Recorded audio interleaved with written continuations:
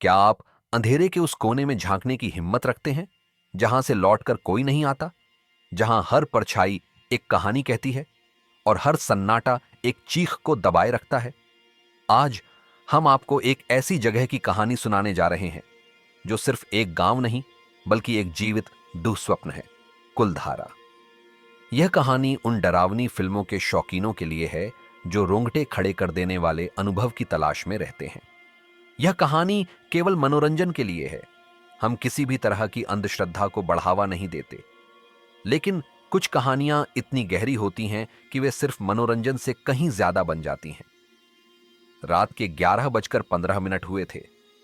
रेगिस्तान की ठंडी हवा रेत पर लंबी लकीरें खींच रही थी, जैसे कोई अदृश्य हाथ जमीन पर मौत का नक्शा बना रहा हो। इंस्पेक्टर विक्रम सिंह, जिसकी आंखों में हमेशा एक निडर चमक रहती थी, और उसका कैमरामैन रोहित, जो हर पल अपने कैमरे के लेंस से दुनिया को कैद करने को तैयार रहता था, जैसलमेर के पास के एक छोटे से गांव बूटा में हुए सरपंच की रहस्यमय हत्या की जांच से लौट रहे थे।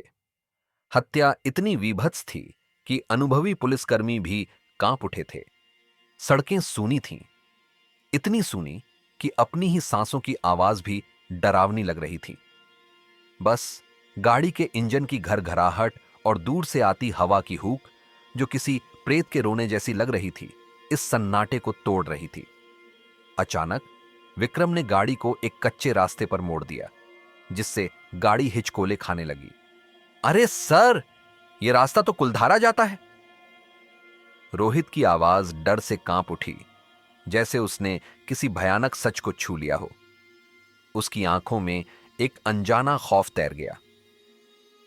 लोग कहते हैं वहां मुर्दे रहते हैं, जीते जी वहां कोई नहीं जाता।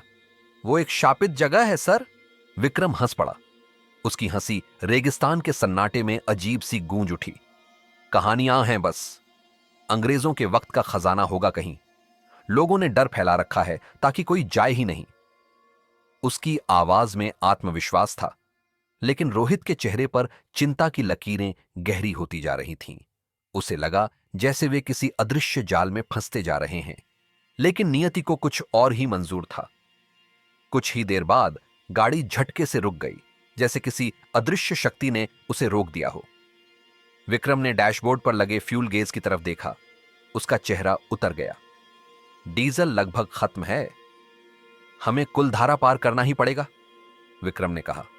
उसकी आवाज में अब पहले जैसा आत्मविश्वास नहीं था। रोहित का चेहरा सूख गया, जैसे उसके शरीर से सारा खून निचोड़ लिया गया हो। रात के 12 बजे इस रास्ते पर जाना सही नहीं होगा सर। कुलधारा की कहानियां सिर्फ कहानियां नहीं हैं। उसकी आवाज में एक गहरी चेतावनी थी, जिसे विक्रम ने अनसुना कर दिया।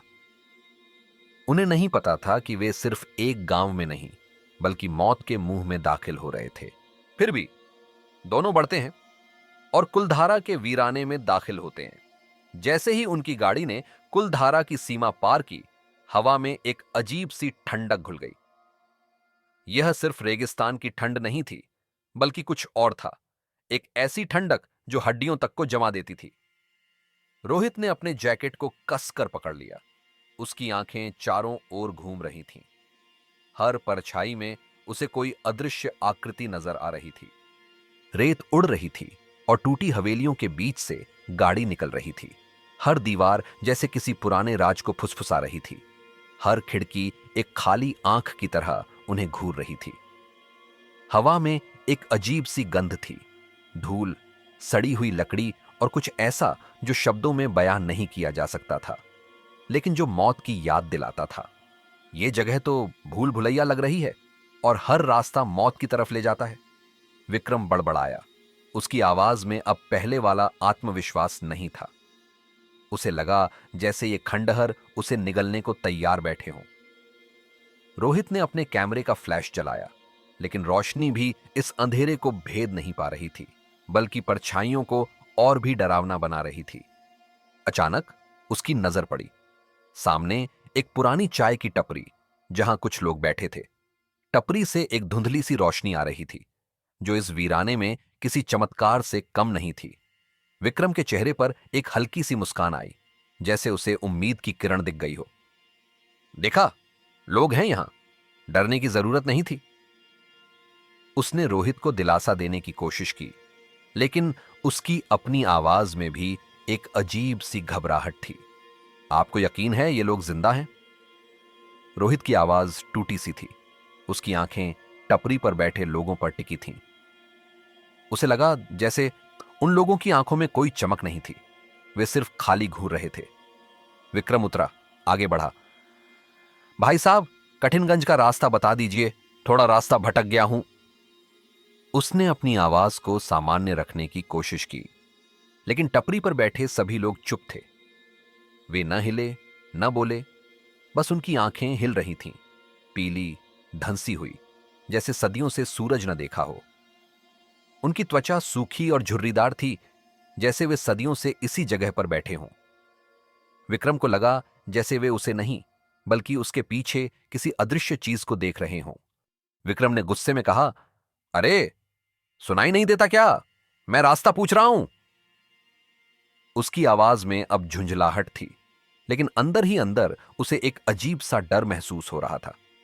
तभी उनमें से एक बूढ़ा, जिसकी आंखें सबसे ज्यादा पीली और धंसी हुई थीं, धीरे से बोला। उसकी आवाज इतनी धीमी थी कि वह हवा में घुल सी गई। रास्ता तो है, पर वहां नहीं जाता जहां आप जाना चाहते हो। बूढ़े की आवाज में एक अजीब सी ठंडक थी, जो विक्रम की रीढ़ की हड्डी तक उतर गई। अब आपका सफर कठिनगंज का नहीं, कब्रिस्तान की आखिरी कब्र का है। बूढ़े के होंठों पर एक भयानक मुस्कान तैर गई, जो किसी इंसान की नहीं लग रही थी। विक्रम पीछे मुड़ा। टपरी गायब थी, न बूढ़ा न लोग, बस रेत और सन्नाटा। जहां अभी कुछ पल पहले रोशनी थी, वहां अब सिर्फ गहरा अंधेरा था। उसे लगा जैसे उसने कोई भयानक सपना देखा हो, लेकिन उसके शरीर पर उभरे रोंगटे इस बात का सबूत थे कि यह हकीकत थी। रोहित चिल्लाया, सर, गाड़ी में बैठिए जल्दी, यह जगह ठीक नहीं है। उसकी आवाज में अब सिर्फ दहशत थी। दोनों भागे, गाड़ी में बैठे और विक्रम ने इंजन स्टार्ट किया। गाड़ी एक झटके के साथ आगे बढ़ी, लेकिन जैसे ही गाड़ी चली, विक्रम ने रियर व्यू मिरर में देखा। रोहित पीछे भाग रहा था और फिर अचानक जमीन पर गिर पड़ा। उसकी चीख हवा में गूंज उठी, लेकिन वह चीख इंसान की नहीं लग रही थी। विक्रम ने ब्रेक मारी। रोहित! वह गाड़ी से उतरा और उसकी तरफ भागा, लेकिन जो उसने देखा, उसने उसके पैरों के नीचे की रेत जमा दी। रोहित का चेहरा अब इंसान का नहीं था। उसकी आंखें काली, होंठों से खून रिसता हुआ। वह मुस्कुरा रहा था, एक ऐसी मुस्कान जो मौत से भी ज्यादा डरावनी थी। क्यों साहब, कुलधारा घूमना था ना? उसकी आवाज में अब रोहित की आवाज नहीं थी, बल्कि एक भयानक गूंज थी। विक्रम ने पीछे देखा और पाया कि वहां कोई नहीं था, न गाड़ी न रोहित, बस हवाओं में गूंजती वो डरावनी हंसी, जो अब उसके कानों में गूंज रही थी। उसे लगा जैसे वह किसी भयानक दुःस्वप्न में फंस गया हो, जहां से निकलने का कोई रास्ता नहीं था। वह भागते हुए एक टूटी हवेली में छिप गया। उसकी सांसें तेजी से चल रही थीं।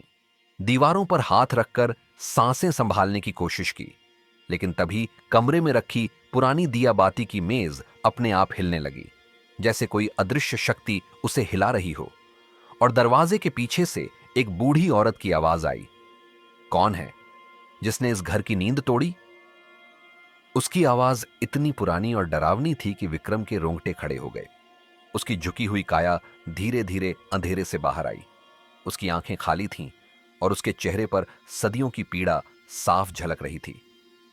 तू यहां क्यों आया है? मरने की चाह है क्या? उसकी आवाज में एक अजीब सी धमकी थी, जो सीधे विक्रम के दिल में उतर गई।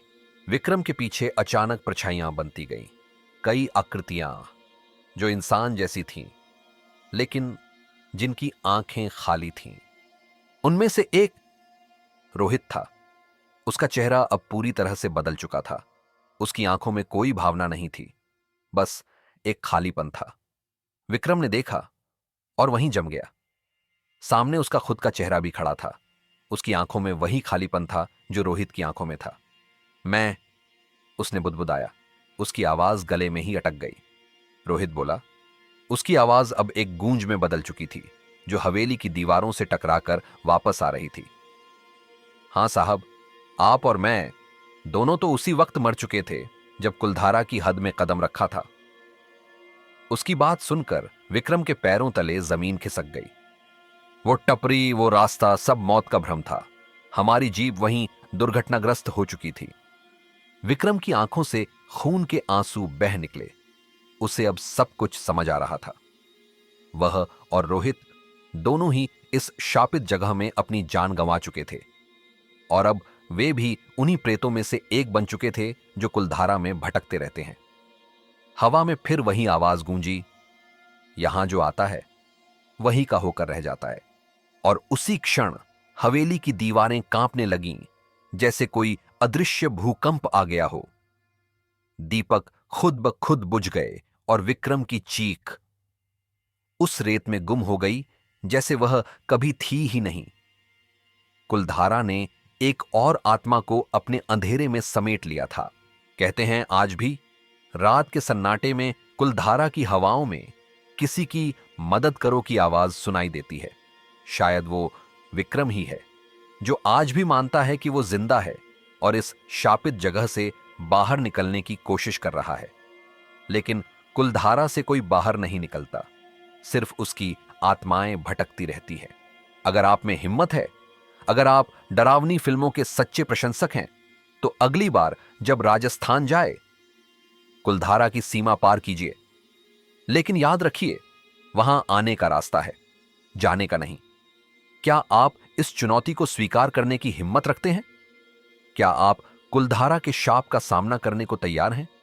हमें कमेंट्स में बताएं कि क्या आप इस डरावनी जगह पर जाने की हिम्मत करेंगे।